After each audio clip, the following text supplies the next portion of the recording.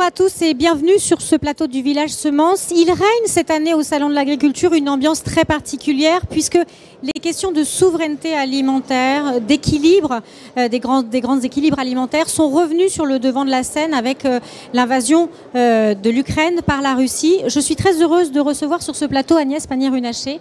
Vous êtes ministre déléguée à l'industrie en France. Et votre travail de ces derniers mois a consisté à piloter la réindustrialisation de la France qui avait été rendue nécessaire par les constats de la crise sanitaire et du Covid. Votre mission prend une nouvelle dimension avec cette nouvelle crise internationale.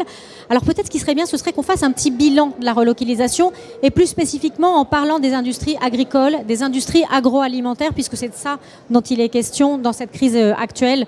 On pourra faire un petit point après sur les autres secteurs, mais c'est ce qui intéresse ici notre public. Bonsoir Emmanuel Ducrot, merci de m'accueillir.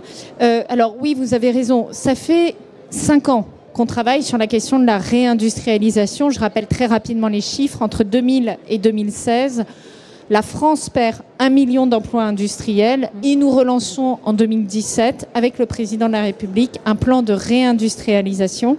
Alors, plan de réindustrialisation qui commence par des mesures pour réformer notre pays et rendre plus attractif ce pays pour la production.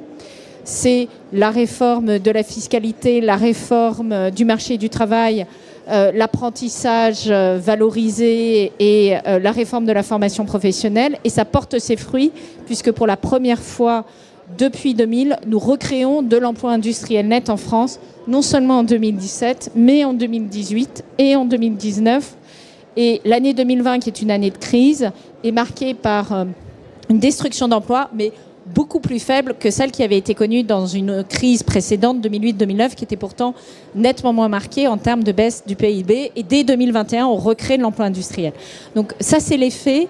Et c'est vrai que la crise sanitaire a, je dirais, mis en évidence ces vulnérabilités qu'on avait anticipées, qui sont valables pour la santé, qui sont valables pour beaucoup de secteurs, mais qui sont effectivement marquées dans le secteur de l'industrie agroalimentaire. Dans l'industrie agroalimentaire, qu'est-ce que nous avons fait? Avec le plan de relance, nous avons accompagné la relocalisation de production critiques. Ça peut être les ferments, les additifs, ça peut être des productions autour des protéines végétales pour nourrir évidemment notre bétail.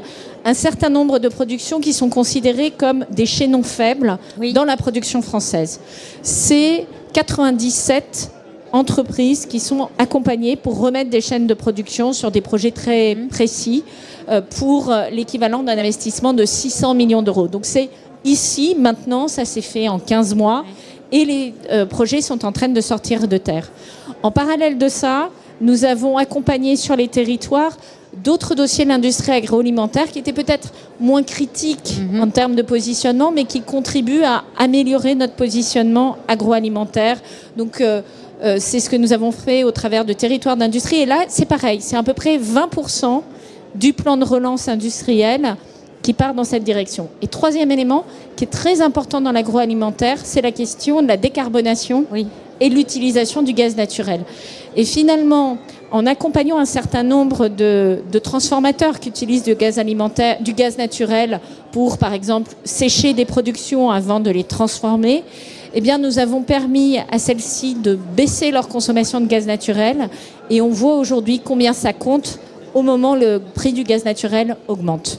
Donc voilà très rapidement un bilan, sachant qu'on continue, puisqu'avec France 2030, nous remettons 1,5 milliard d'euros pour accompagner nos filières. Là, le gouvernement, vous êtes en train de faire une cartographie de l'industrie française et de voir les morceaux qui sont ébranlés par la crise russe. Est-ce qu'il y a des segments liés à l'agriculture, liés à l'agroalimentaire, liés à l'alimentation des Français, sur lesquels vous vous dites, là, il va falloir qu'on agisse vite avant qu'on trouve des ruptures ou on soit en difficulté sur certains points?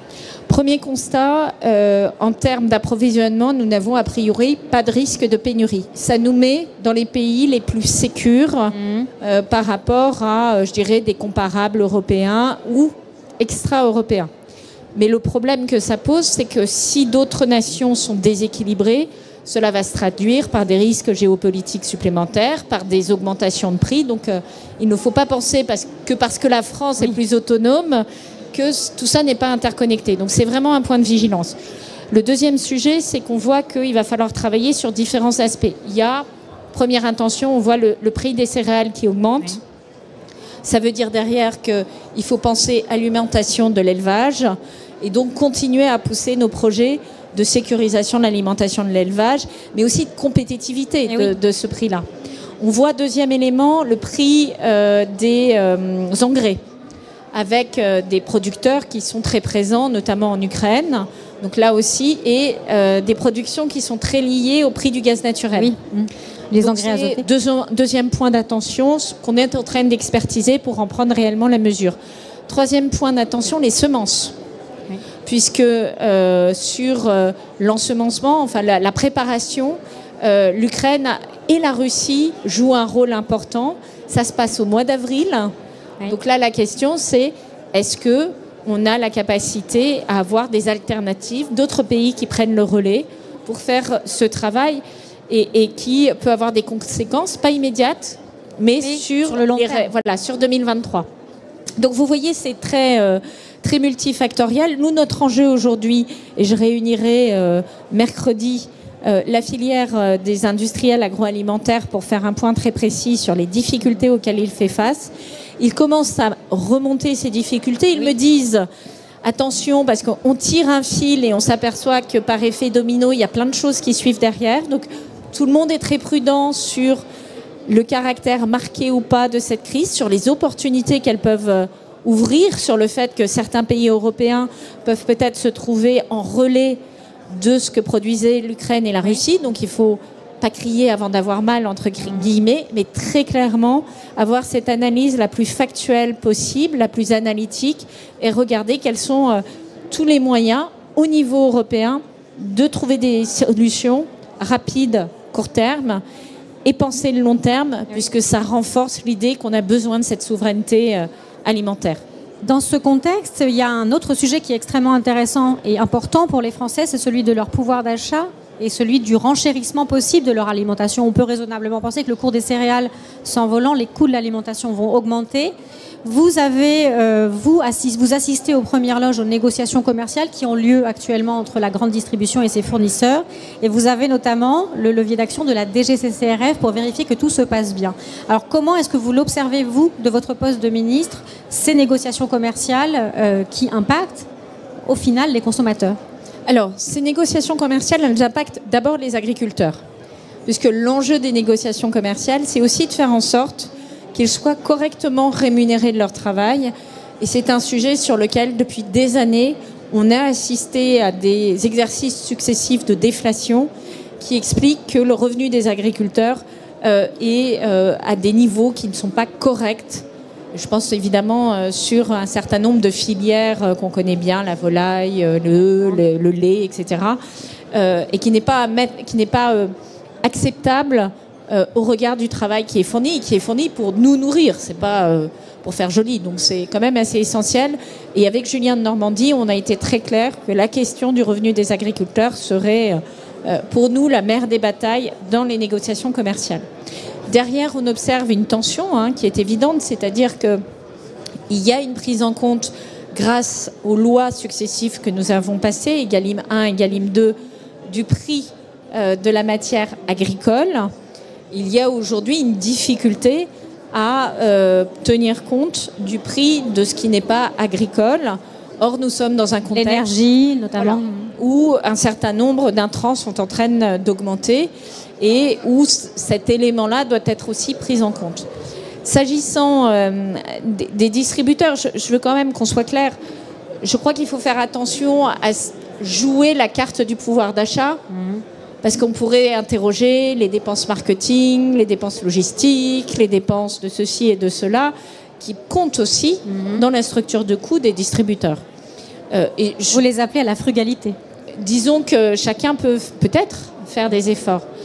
Et puis, ce que l'on va évidemment regarder avec la DGCCRF, c'est que ces négociations soient menées de bonne foi.